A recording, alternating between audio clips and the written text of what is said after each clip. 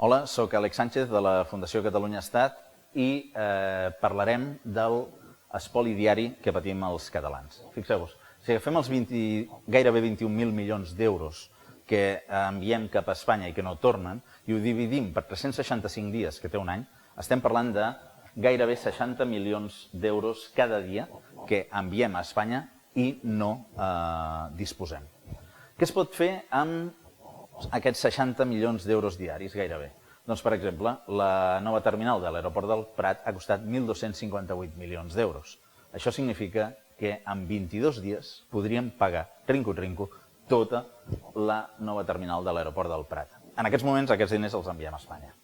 Carreteres, el desdoblament de l'eix transversal costa 708 milions d'euros. És a dir, en 13 dies podríem pagar tot el desdoblament de l'eix transversal, quan ara hem hagut d'anar a buscar inversors privats perquè la Generalitat no podia assumir aquesta despesa.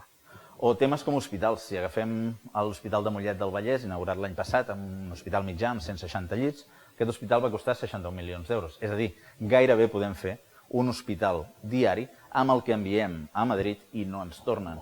O centres educatius. Si un centre educatiu està entre els 3,5 i 4 milions d'euros per fer-se, cada dia podríem fer unes 15 escoles, uns 15 instituts.